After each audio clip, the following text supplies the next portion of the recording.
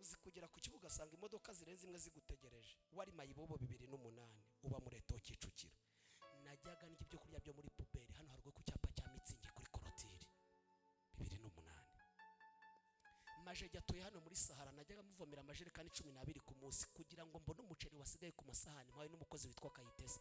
Naba na Diodon atoye hano musero fa Palasi nari umukozi we mu rugo ndi n'umurimbyi ayoboye muri korali hano mu Bibare. Hano kuri Matazi najyaga mpanyura ngiye kugura inyanya zinini n'amakara ibintu nk'ibi ndi karya rugo. Ariko Imana ikajya imbwira ngo nzakugirira neza narebe ibyimbwira nkabona nta hantu reka mabwe shimwe mu biranga ko Imana ivuga ibintu bidahuye n'igihe uhagazemo. Imana ikubwira ibintu wareba ubuzima ukabonera kubeye. Imana isanga bagusohoye mu nzati ndi witeka ngo utuje muri etaje wabuza yo kwishyura yubamo ibyo bintu wabihuza bigahura. Ntabwo Imana ivuga ihereye ku bihari, Imana ivuga ihereye ku bushobozi ifite ko n'ikidahari yakirema kikabaho. Sindi butanga ubuhamya ngo mbabwire ubukwe bwanjye bwapfuye kuwa mbere saa 8 mfite urukiko kuwa kane saa 8 baranyerekanye mu rusengero tubyihorere. Nibinkunda ndababwiye ubwo nakoze mfite igihumbi kuri populaire ntagira igitanda mba muri chambrette ya 15 nari nzi ko umukobwa bazamuko nkajya mba make make twarabanye.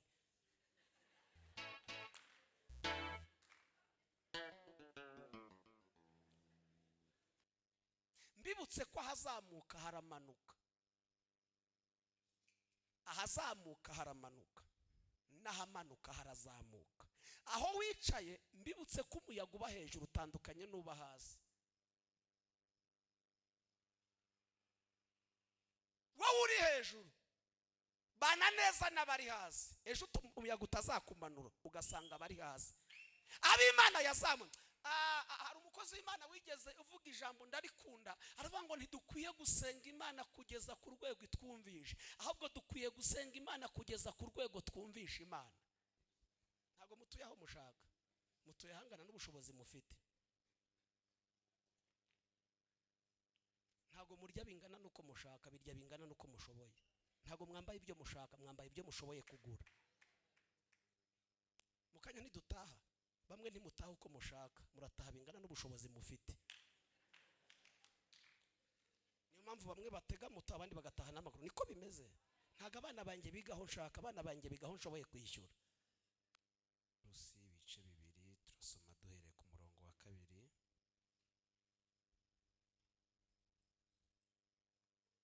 Igitabo cya Rusi ibice 2 duhereye ku murongo wa 2. Aravuga ngo Rusi umumowabokazi abwira nawe matireka njye mu mirima mpumba imyaka nkurikiye uwo ndi bugirireho umugisha. Aramusubiza ati genda mukobwa wanjye. Aragenda humba mu mirima akurikiye abasaruzi. Umurima yagezemo wari uwa Bowazi wo mu muryango wa Elimeleki, ariko yari atabizi. Bowazi ava i Betelehemu araza asuhuza abasaruzi ati Uwiteka bane namwe. Nabo baramusubiza ati Uwiteka guha umugisha. Maze Bowazi abaza umusaruzi ati uyu mukobwa ni uwandi? Umusaruzi aramusubiza ati ni wa Mowabukazi wagarukanye na nawe mavuye mu gihugu cy'Imowabu. Yambwiye ati ndakwinginze mbera ko mpumba nkurikiye abasaruzi hagati y'imiganda. Nuko araza yahereye mu gitondo n'ubu keretse akanya gato yinjiye mu nzu. Maze Bowazi abwira Rusi ati urumva mukobwa wanjye, ntukajye ujya mu murima wundi kandi ntuve hano, ahubwo ujye uba bugufi bw'abaja banjye. Uhanga amaso ku murima basaruramo ubakurikire. Ntiwumvishe ko ntegetse ko abahungu banjye batazakwakura, kandi uko ugize inyota ujye ujya ku bibindi umwe ku y'abahungu banjye bavomye. Rusi yikubita hasi yubamye aramubaza ati niki gitumye nkugiriraho umugisha ko unyitayeho kandi ndi umunyamahanga?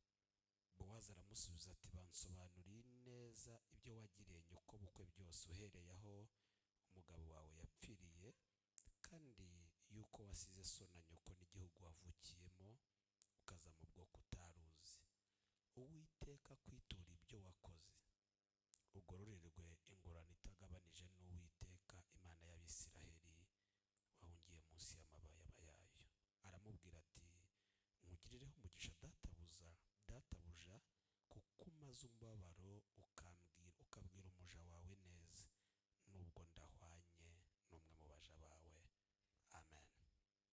Dusoreze mu gitabo cya Filimoni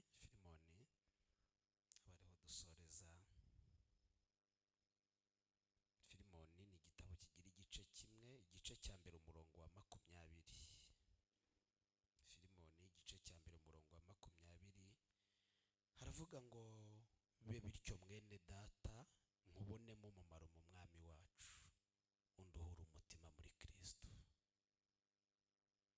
Bibe bityo mwene data nkubonemo umumaro mu mwami wacu unduhura umutima muri Kristo.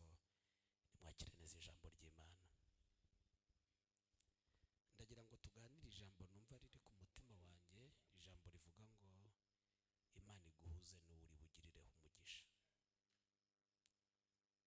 Imana iguhuze n'uri bugirireho umugisha. Mu mwanya tugiye kubana turaganira ijambo ry'Imana. Kabiri harazamo n'ubuhamya bw'iby'Imana yakoze. Amaze iminsi mbwira abantu ko umuntu wese akwiye kuvuga Imana bingana n'uko ayizi. Ntago nahagarara hano abo tujya tubana bajya badukurikirana n'umwanya wose ngiye kumara ahangaha ntago muri buze kumva mvuga Imana itanga imodoka, kandi kuba ntayivuga si uko itazitanga, ariko ntayirama. Ngewe nzi Imana yampaye perimi.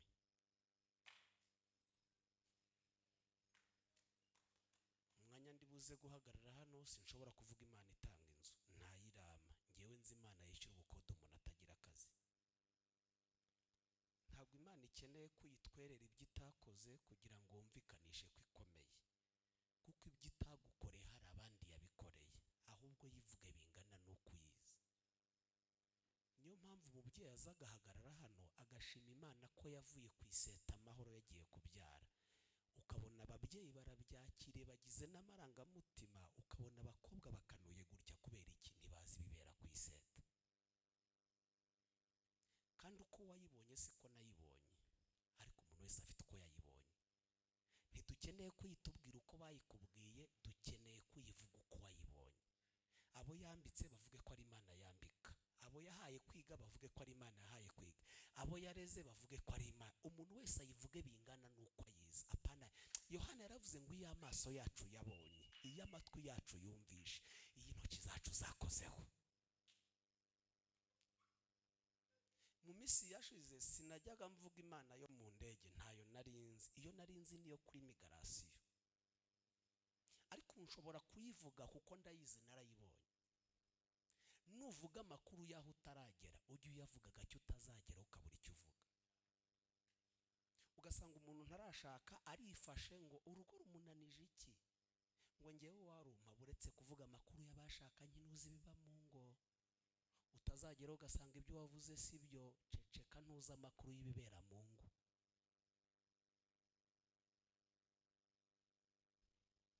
Twese turi muri riterano n'abadukurikiye online, buri muntu wese hari urwego ariho mu buzima bwe bwa buri munsi. Ariko reka nkubwire, umuntu wese ahari ahageze hari abantu Imana yahinduye sikariye kugira ngo azamukireho agera ahageze. Kugira ngo mbe ndi muri iri teraniro hari umukozi w'Imana yakoreyemo, nza nje kumwumva, ampuza n'umuyobozi, none bitumye mpagarara ahangaha. Ruboneka Imana imuha umugisha. Reka mbabwire ngo hari ibintu Imana igitubwira izakora, ariko hari abantu Imana ivugisha, hari n'abantu Imana ikoresha. Kugira ngo uzamuke hari abantu Imana igomba gukoresha, ukabazamukiraho ukagera aho ushaka kugera cyangwa ukabura aho uri. Nta muntu wizamura agira abamuzamura, nta muntu wikomeza agira abamukomeza, nta muntu witeza imbere hatari abandi bantu Imana yakoreyemo. Ntago wajya gucuruza ngo nutabona abakiriya uzunguke. Hari abantu Imana izana nk'umugisha bakakugurira, nawe ugacuruza ukagera aho ushaka kugera. Uko waba uri kose, urwego waba urimo, ukeneye umuntu. Ugerageze rero ubane na bose amahoro, kuko umugisha wawe uri mu bantu. Mbibutse ko ahazamuka haramanuka, ahazamuka haramanuka, n'ahamanuka harazamuka. Aho wicaye mbibutse ko umuyaga uba hejuru utandukanye n'uba hasi. Wowe uri hejuru bana neza n'abari hasi, ejo umuyaga utazakumanura ugasanga abari hasi. Ab'Imana yazamuye hari umukozi w'Imana wigeze uvuga ijambo ndarikunda, aravuga ngo ntidukwiye gusenga Imana kugeza ku rwego itwumvisha, ahubwo dukwiye gusenga Imana kugeza ku rwego twumvisha Imana. Abantu barazi kabumva ariko bagataha batayumvisha, kandi umukristo uzana impinduka si uw'Imana yumvisha, ahubwo ni uwumvisha Imana. Aburahamu yumvisha Imana, amaze kuyumva ajya gutamba umwana atabwiye umugore, kuko umugore ntiyumvisha Imana, kandi biragoye ko Aburahamu yumvisha Imana umugore watayumvisha. Aburahamu arayumvisha ariko umugore ntiyayumvisha, ajya gukora atabwiye umugore ngo aragenda. Mwumve ikintu cyanangaje, Aburahamu ntago yigeze afata umwana ngo amurutishe Imana, ahubwo yafashe Imana ayirutisha umwana. Kino gihe abantu bari gufata aho Imana ibashize bakaharutisha iyabahashyize. Ni nko gutema ishami wicayeho. Umuntu wumvisha Imana arangwa no guhora hasi, iyamugize hejuru igahora hejuru. Ariko ikibazo abantu bari gushyira Imana hasi, ibyo yabagize akaba ari byo bashyira hejuru. Aburahamu yumvisha Imana ntiyarutisha umwana Imana, ahubwo afata Imana ayirutisha umwana.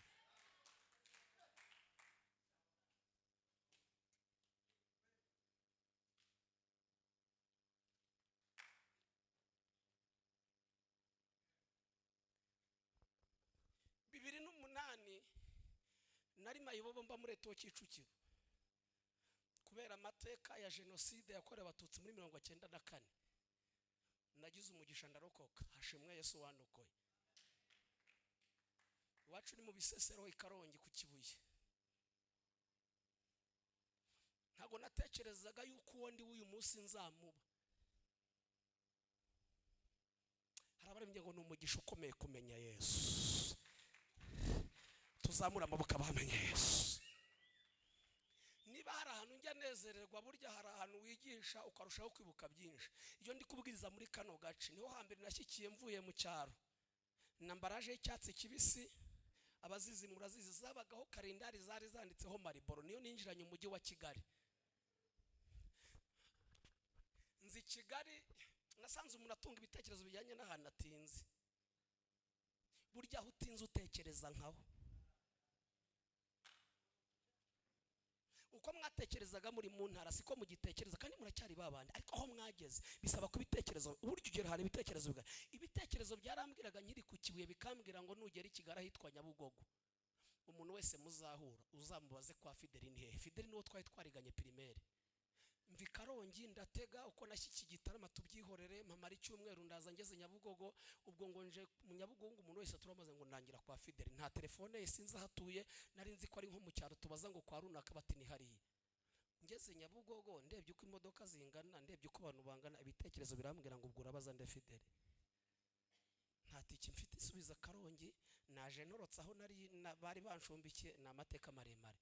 Numva ibyo kubaza Fideli birarangiye, bari bagihamagara izijya Kacyiru, izigiremera, izijya Kimironko. Numva umutima umbwiye kugiremera. Si umwuka nari ntaramenya Imana, mba nteze ijiremera. Abibuka aho gare yahoze, mba mvuyemo ntangira kuzerera nibaza aho ndi buze kura. Yabwiye Remera ngo nakumenye utaraba. Kubwo nubundi kuzerera hari umugambi. Murabona izi feruje ukatujya Kabeza bigeze saa 11:15, ndi kwibaza aho ndi buze kurara hanze ntibyari bikinteye ubwoba. Naharaye amajoro menshi ndi no guhigwa, naharaye amajoro menshi nyagirwa, ko harara ntacyo byari bintwaye kuko nta wampigaga, ahubwo nibazaga ndararaye. Bigeze saa 11:15 hano muri feruje mbona mpuye na Fideli.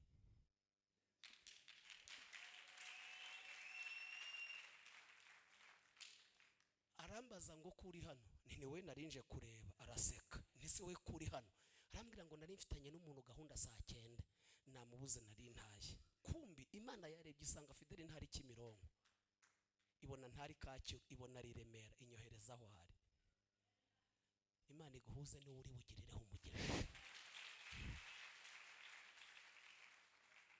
Abo yabwiye akazi ntikari hasi kari mu bantu, iguhuze n'ufite akazi kawe. Ibyo mugezeho byavuye mu bantu, n'ibyo mutegerezwa kugeraho biri mu bantu. Imana iguhuze n'ufite umugisha wawe. Ubuzima bwaragoranye, reka no kubutindamo. Bibiliya yagaragaje uwitwa Rusi wavukanye n'uwitwa Orupa, bavukirimo wabo. Sintinde muri ayo mateka. Hari ikintu icyantangaje kumbe Imana irimo irareba imo wabo ikabona y'umuntu ifiteho umugambi. Mbibutse ko Rusi numwe mu bantu bakomokaho n'igisekuru cya Yesu, murabyibuka. Imana yareba imo wabo ikabona umuntu ifiteho umugambi, kandi ikabona umugambi mufiteho ntabwo uzasohorera imo wabo. Iyo Imana igiye kugira neza ituvana ahadakwiriye ikadushyira ahakwiriye, yarangiza igakora ibikwiriye. Yabwiye Aburahamu ngo va muri uriya Bakaludaya ujye mu gihugu nzakwereka, azabona ngo uhumugije. Uzi Imana igiye kugira neza igushyiraho ubuntu bwayo, ubuntu bukazana abantu, abantu bakazana ibintu, ibintu bikakugira umuntu. Nongere mbibutse ko iyo umuntu apfuye adakiza, apfuye atazi isura ye. Umuntu upfuye udakiza apfuye atazi uko asa. Nimuzane ifoto zanyu zo muri Bibiliya murebe ukuntu mwasaga.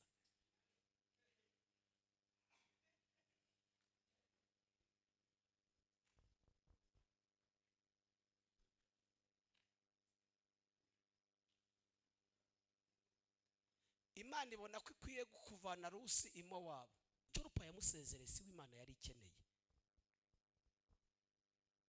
Yashakaga Rusi abari bumuha karamata, ngo aramubwira ngo winginga kugusiga no gusubirayo, ngo neko gukurikira. Ijambo rya mbere aho uzajya niho nzajya, aho uzara niho nzarara, ubwoko bwawe nibwo buza. Imana yawe nihagira ikintandukanya nawe ataro Uwiteka se. Ngo abonye ko amara amaje aterurera ngo ino tugende. Bageze i Betelehemu ngo Rusi ajya guhumba. Ahantu hambere yahumbye ni murima wa Bowazi, ngo ariko yari atarabizi. Ngo ageze mu rugo abwira nawe aho yahumbye, ngo aramubwira ngo ntuzagira ahandi uhumba, uzakomeza humbe muri uyu murima. Niba hari ikintu nabonye kiryoha, birashoboka ko hari n'ibindi ntabyo ndamenya, sinshaka no kubimenya, no kuba muri Yesu. Kuba muri Yesu biryoha kurutse.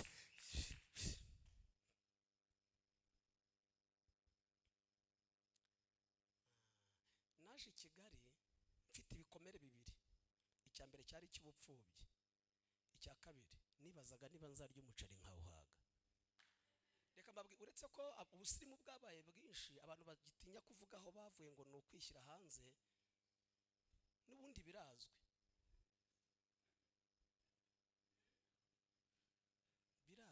Dawidi yaravuze ngo nibutse iminsi yanjye. Ntabwo imbaraga z'Imana yacu zibonekera hazaza, imbaraga z'Imana yacu ziva hashize. None imbaraga za hashize zikatwizeza ko ntazaza tuzayibona. Niba utabonera Imana hashize ntabwo wayitegereza hazaza. Iyo utizera hashize ntabwo uzayitegereza hazaza. Ubiye hazaza ninde uyizi nazayitubwire, ariko tuziye hashize.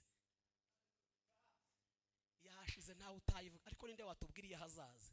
Uretse Imana ngo ireba mu itangiro kandi ireba mu iherezo kandi ihagaze mu itangiro, niyo yonyine ihaza, ariko nta wundi uzi Imana yahazaza.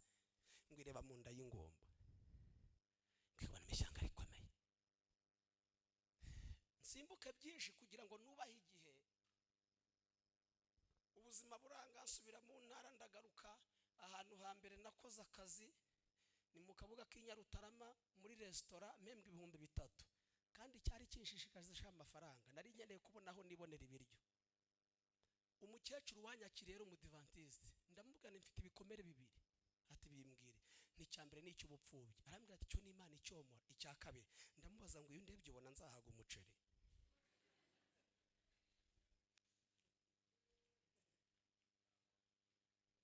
Arambwira ngo icyo ngicyo sinzagisengera, icyo nzakivura. Ntuzakivura gute? Ahita ahamagara umukozi wo mu gikoni, nanjye ampamagara izina rijyanye n'icyo gihe. Buri gihe cyose kigira izina ryacyo, kandi izina ryazanywe n'igihe rikurwaho n'ikindi gihe. Ngira icyigisho kivuga ngo mwese sinzi ahantu mutuye, icyo nzi cyo ni i Kigali n'abaturutse mu bihugu by'abaturanyi. Ariko reka mbabwize ukuri, si mwese, ariko bamwe muri mwebwe ntago mutuye aho mushaka, mutuye aho mushoboye kwishyura.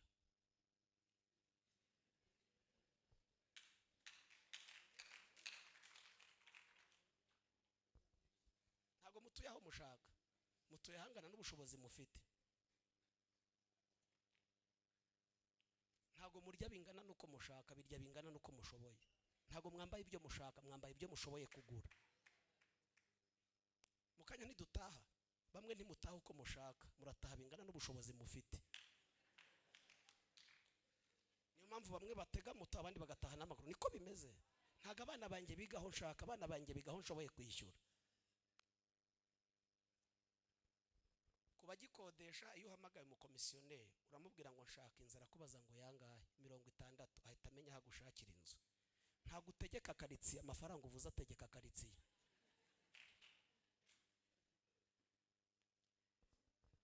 Imana iguhuza n'uwugiriraho umugisha. Ahamagara wo mu gikoni nanjye aramamagara aramubwira ngo kuva uyu munsi ujye uteka umuceri imbere y'ibindi ushya abakiriya bataraza. Arambwira ngo nawe ntihakajye hagira ukwarurira ujye wiyarura. Numva mpaza umuceri ntarawurya kubera iki ankiza igorora. Mpita mubwaye nanjye reka ngo isezerano nta sose yawe nzahombya kuko igikomere mfite si iki sose ni icy'umuceri. Arambwira ngo uzawurya gute? Ni si ngombwa isose nzajya nkurira aho ngaho. Nawuryanya agahinda mu bintu byangezaho umuceri urimo ndawuzira kuko nawe icyo kibazo ufite ukeneye umuntu w'umugisha uri buze kugikemura. Icyo kibazo utunze ntabwo kizake ntabwo Imana izava mu ijuru ngo igikemure. Hari umuntu yagennye izakoreramo akakubera igisubizo cy'ikibazo. Ahubwo ni inginzi Imana iguhuza n'umuntu ugira aho umugisha mu izina rya Yesu. Tuzamurama haleluya. Imana iguhuza n'uwugiriraho umugisha. Bavuze ngo sensi yarapfuye ngo amadolari 100 none se azava mu ijuru. Hano muhishura ikisa amafaranga mwambaye ikisa amafaranga muri ikisa amafaranga murayatora se cyangwa muhura n'abanyamugisha. Erega burya niyo ukora umuntu aba ari umunyamugisha wawe. Abasore mutinya gushaka mukeneye abanyamugisha kugira ngo inkwano ziboneke.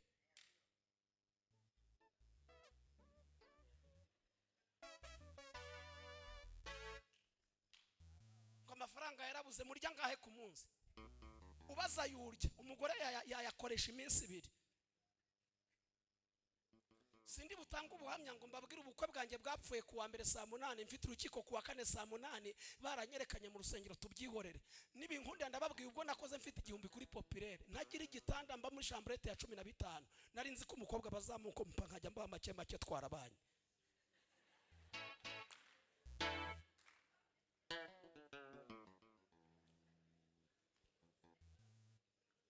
Tuzamura amaboko duhese icyubahiro. Ariko ibyo nibwira si by'Imana yibwiraga. Natekerezaga ibyo yateguye abanyamugisha ntago namwikopesheje naramukoye. Uretse ubugingo bwonyine Imana izadu ibindi byose dukeneye mu isi. Imana iguhuze n'abantu bafite ibyo bintu kuko byose biri mu maboko y'abantu. Imana iguhuze tuzamura amaboko dushimira Imana iguhuza n'umuntu ufite umugisha wawe. Urahari hari ahantu yawubitse hari aho yawushyize.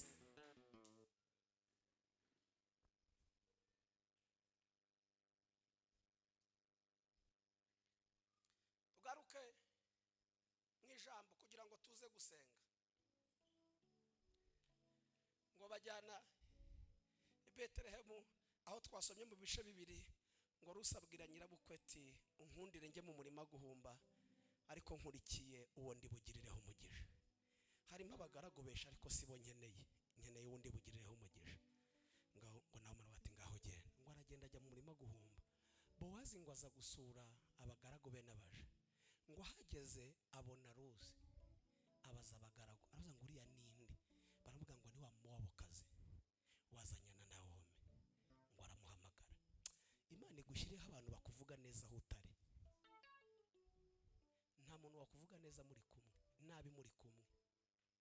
Nta muntu wakuvuga nabi muri kumwe. Buryo ukomeye si ukuvuga neza muri kumwe, ukomeye ni ukuvuga neza aho utari. Inshuti nziza iyo muri kumwe ikubwira amafuti yawe, ikubwira defo zawe, aho utari ikavuga imbaraga zawe. Ariko indyarya ikuvuga neza muri kumwe, aho utari ikakuvuga nabi. Inshuti si kuvuga nabi aho utari, inshuti ni ikubwira amakosa yawe ukayakosora, aho utari ikavuga ibyiza byawe. Ngo bamuvuga neza imbere ya Bowazi, baravuga ngo yaje mu gitondo kandi kuva yaza ntiyigeze aruhuka uretse akanya gato yinjiye mu nzu. Ngo baramuhamagaye ariko ati bansobanuriye neza wagize kubw'iyo mpamvu reka nkubwire amagambo, ntuzongere kwicwa n'inyota, ujye unywa ko y'abahungu banjye bavomye. 2 ujye uhumba hose urahemerewe no hagati y'imi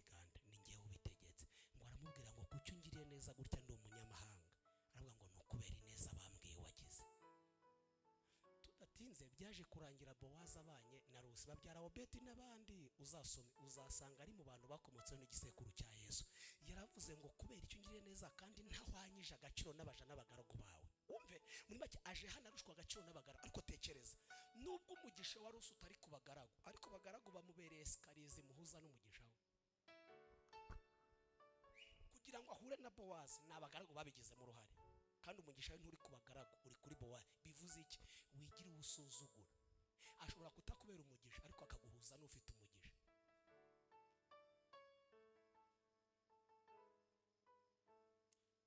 Mfite data wacu na mama wacu basigaye.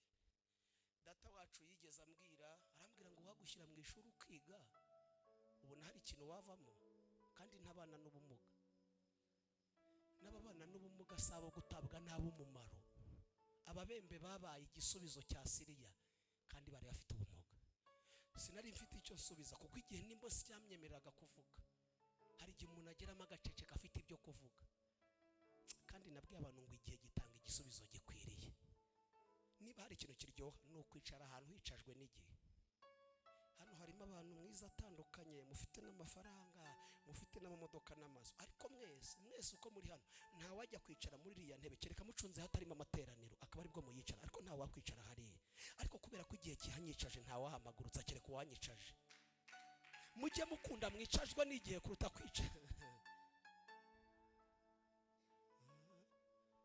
Tuzamura amaboko duhe Imana icyubahiro.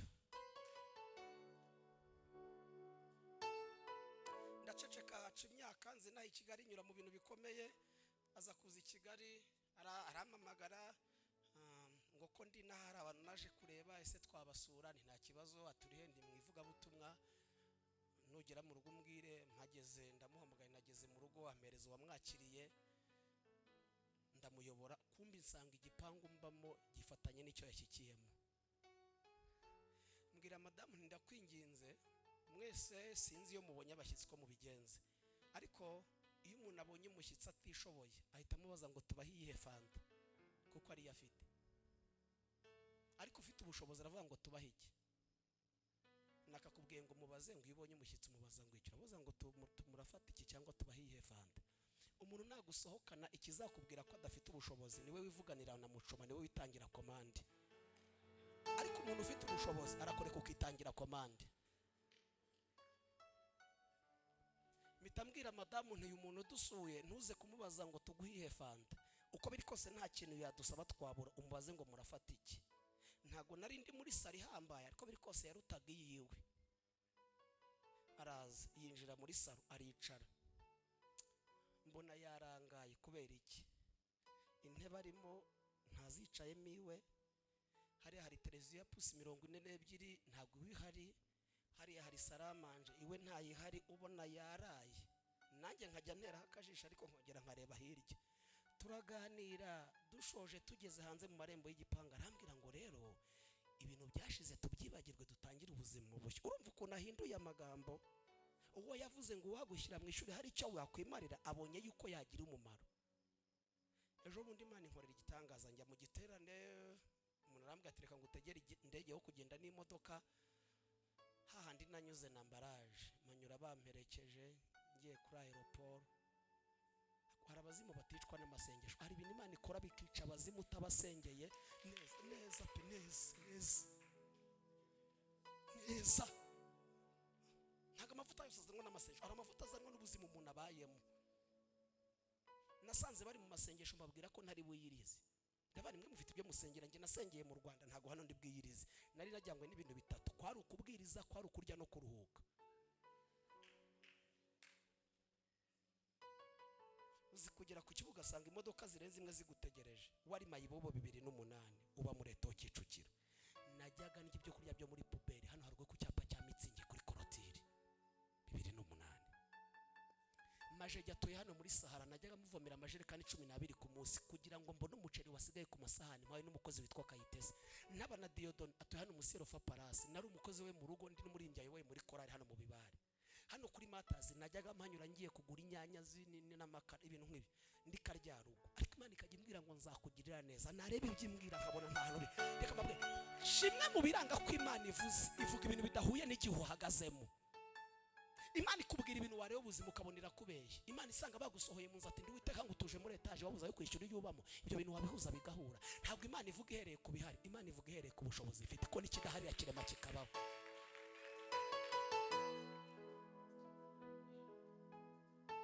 Ndeka nibaza uburyo umuntu abyuka mu gitondo akanywa icyayi saa sita akarya nijoro akarya ngumva n'inzozi. None uyu munsi ndimo ndashwana na madamu dupfa ibiryo bya mu gitondo. Ati icyayi ni ntacyo nshaka. Ati special ntamajya amaze kumba mu menshi asike akosh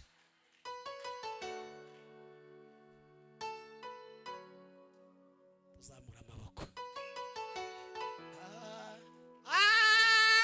Twagendaniye Yesu we ntiwigeze udutererana, ntiwigeze udutererana. Abatateranya tuzamura amaboko tumuhe icyubahiro. Haleluya, haleluya.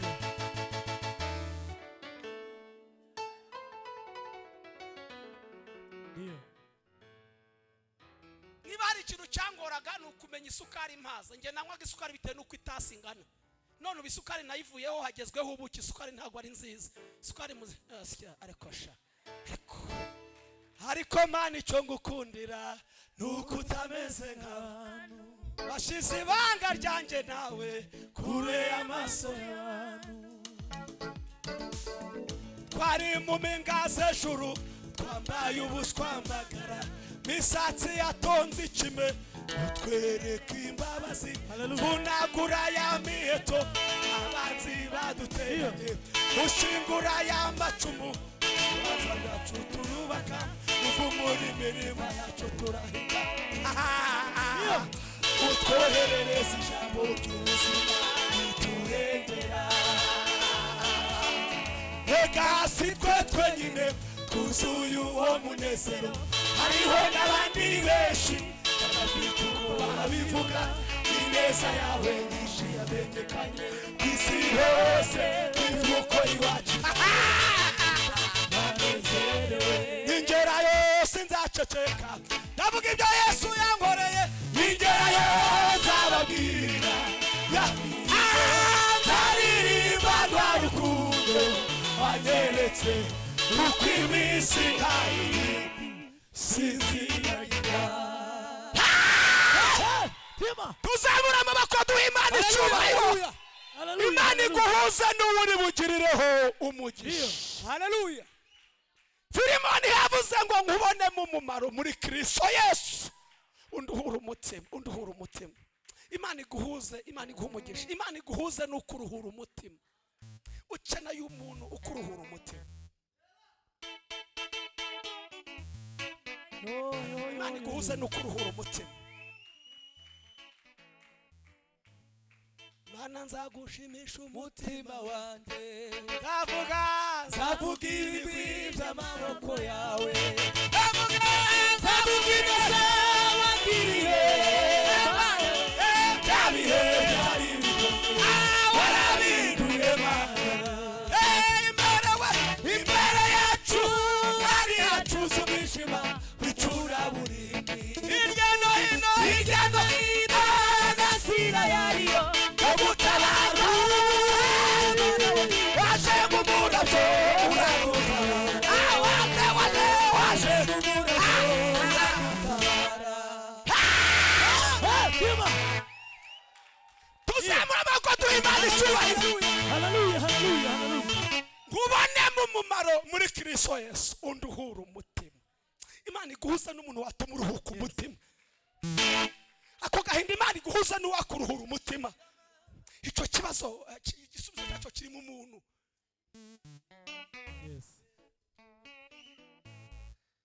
Yes, hasigaye ngahe tugiye gusenga. Haleluya, haleluya. Nje arampamagara sinzi uwamuhaye amakuru. Arambwira ngo muraho, nari ngiye kumaza ngewe nande. Hari igihe kigira kigategeka abantu kukubaha babishaka batabishaka, kikabategeka ko bakubaha. Ntago nyimusaba ko anyubaha, igihe ngezemo kiramutegeka ko anyubaha. Ndi umupapa w'abana batatu n'ibindi reka mbyihorere. Arambwira ngo muraho ntimuraho, ngo bambwiye ko musigaye muba hanze. Ntago tuba hanze kubera akazi kenshi tugenda tugaruka, kandi ngiye rimwe.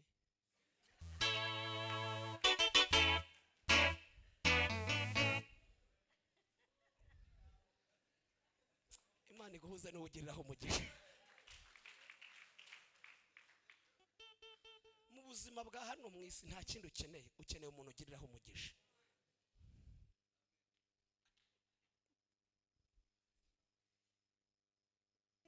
Ndashaka gusoreza ku bintu bibiri tugasenga. Imana yarakoze, twabanye na madamu baduha amezi 6 ngo azicwa n'inzira asubira iwabo, none 12 irarangiye.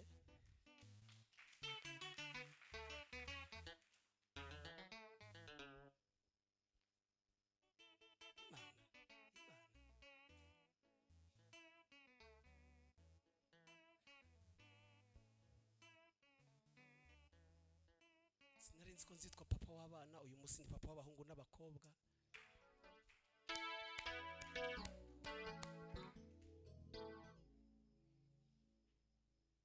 Nabayeho ntira imyenda, umuntu yigeza ntizi ipantaro arambwira ngo imibyinire yawe mu cyumba ndayizi, ubyine gake utayica ni yonyine mfite. Najya gusimbuka nkibuka ko bambwiye ngo mbyine gake ni yonyine. Mu byo nasengera sinasengera imyenda, yenda sinamba rihenze nk'iyawe, ariko uko biri kose sinasengera imyenda. Ngo uringana n'ubushobozi mfite byose ni ukwambara. Yenda sinambaye nkamwe b'abasirimu nge mvuye mu cyaro vuba, ariko hari uko ntagize rega narinza honje. Ariko icyo mvuze ni kimwe, n'Imana igihindura amateka. Imana iguhuze n'umuntu urubugirereho umugisha. Soreze kuri iki, uko Imana yandokoye nzaba mbivuga ntacyo bitwaye, uko Imana yakoze ubukwe. Nagiye gusenga ahantu hamwe hari kuwa mbere, Imana irambwira ngo ikimenyetso cy'uko inkoreye ubukwe impaye udufaranga dukiya. Kuwa gatatu umuntu arambwira ngo ninzi nsengera abana be, ndagenda ndabasengera. Ngiye gutaha arambwira ati wanyemere nkagukoreraho umugisha nkagutegera mote gutahana. Imana iguha umugisha. Mbona mpaye 45. Mbo iby'umwuka byo ni ibya mbere, ariko mu buzima busanzwe nkunda ibintu bitatu: nkunda kurya neza, kwambara neza, kuba ahantu heza. Ibyo bintu ufite na Yesu ukabura ubugingo ufite karande zo mu muryango, kuko isi tuyibereho kugira ngo twubahe Imana tubeho na neza, kandi uwimye afatwa nk'uwiyahuye. Hari ibintu nasezeranye na madamu, naramubwiye ngo dufite makeya tuzarye nk'abafite make, ariko twayabonye ujye ungabanyaho imibare, aho kugira ngo ndye 3 ku munsi ndye nabi, narya rimwe ku munsi nkarya ibintu bizima.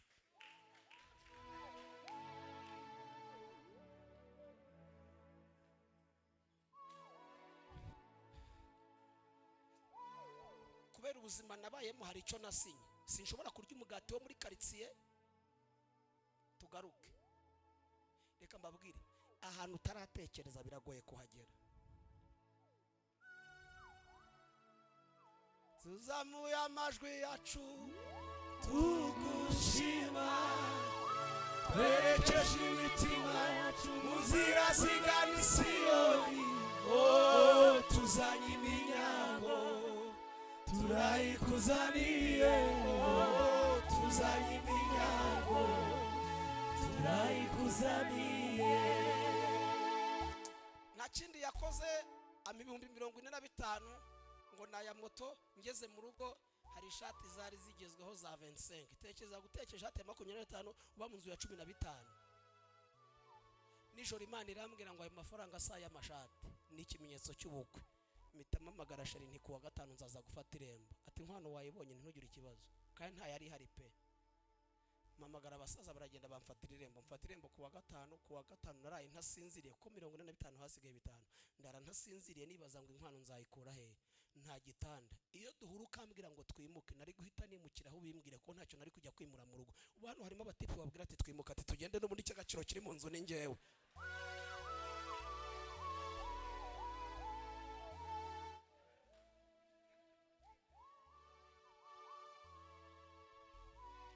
Kuwa gatandatu ndara nibaza uko bizagenda.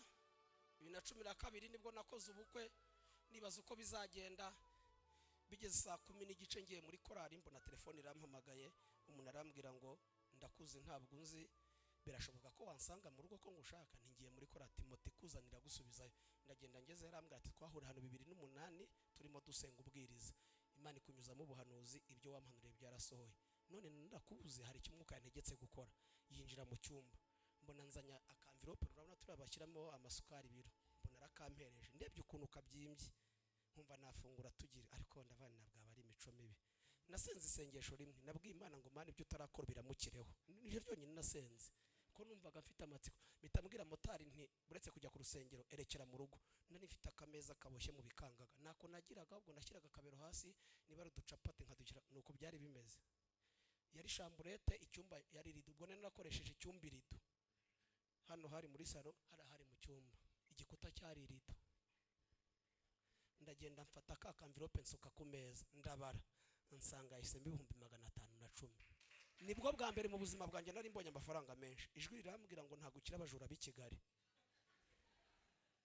burya ngo aho ubutunzi bw'umuntu buri niho umutima wuba nibaza ndabigenza gute numva kandi mbabwije uko ndi ku ruhimbi numva sindi buyasige mu nzu ndasanga bayibye mfata umwanzuro wo kuyajyana muri korari ngize umugisha nsanga repeti irarangiye nari perezida ati ngo duha amatangazo ntejo muzazinduka utazazinduka ntazaririmba kandi sinarepese Imana yakoze igitanga ubu ufite ihanje nako areka Mana dushoje muri mbya rambaza ateze ko mbona ufite imiti uvuye kwa muganga ntumutwe wari umereye nabi wamwizera gute biraba ngo wiringira umwana asya mubwire ko ari amafaranga mujya mwumva bararekashe nubona umukobwa cyangwa umudamu asohotse mu rusengero agasiga ishakoshi ujye umenya ko nta kirimo iyo ayisohoka ujye umenya ko ayafite Dio ni imiti kandi reka mabwizo kuri icyo kibazo ni indwara Imana igikemuye ntibigukoreye umuti ese ni yari inkoreye umuti w'inkwano y'abandi ndataha ngeze mu rugo urumva inzu ya 15 yari ifite urugi n'ingunguru bari bararambuye bashyiraho udupata ntago bari gusenya inzu bari kuza bagatera ndavana uko biri kose ndirindira umutekano nkura kamatera mu nguni ndaza nkegereza ku rugi dore uko naraye amafaranga nayaraje mu kwaho umutwurara ku rugi imeze gutya noneho mu gicuku umuturanya akinguye ngira ngo n'urwange basunitse mitamvuga nacyari maso sindasinzira mutibeshe icyambwiye ko navuze cyane mu gitondo barambaje ngo nde wabwiraga ko utarasinzira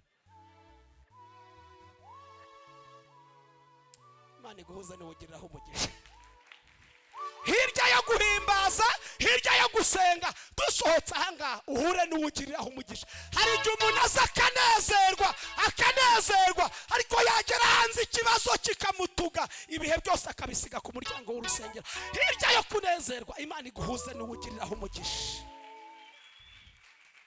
hari igihe umubyeyi abari yanagahimbaza yibuka ko abana be ejo batazajya ku ishuri umunezero ugatakara ariko iguhuze n'ugiriraho umugisha ubukwe narabukoze abarundi baje mu bukwe bwanjye barantwerera natangiye ubukwe mfite igihumbi nashoje ubukwe mfite 600 kuri konte narishyinze amezi 5 mitambwira madamu ntitujye mu kwezi kwa buki aho narinzi ni kuri Tanganyika ibujumba tuba dusimbukiyeyo twamaze y'icyumweru bene da iyi nzobe mubona afite nagasigisigi k'icyo gihe uko dusane nako tuzaza ntago kurerekana soreze kuri iki ngiki dusenge tubwire Imana ngo Mana duhuze n'uwo tugiraho umugisha kandi reka mbabwe niba tumukeneye nawe uharanire kugira ubera umugisha hari igihe dushaka abatubera umugisha ariko natwe dushaka abutubera umugisha soreze kuri iki dusenge hano ndabizi ko urubyiruko n'abakuru barazireba reka mbaze uyu muvandimwe ujye ureba filime biterwa n'iyo ariyo humura yes reka nkubaze ari uwanditse filime n'uwakinnye filime uzi ibice bigize iyo filime ninde hari uwayanditse hari n'uwayikinnyemo hari uwanditse iyo filime hari n'uwakinnye muri iyo filime uzi ama episode agize iyo filime ninde murakoze cyane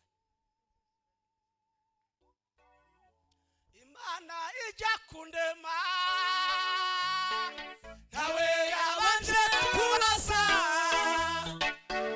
yabikoze nk'ukuyishaka kuko yari yabigambiriye dushoreje aho ngaho turaje dusenge hari igihe rimwe na rimwe umuntu agaragara mu gice cya filime y'ubuzima bwe abantu bakagira ngo filime y'ubuzima bwe izarangirira kuri icyo gice cyasohotse bitumye nibuka Morodekayi na Hamani yari azi ko filime y'ubuzima bwa Morodekayi izarangirira ku irembo, ariho azapfira, ariho azasazira.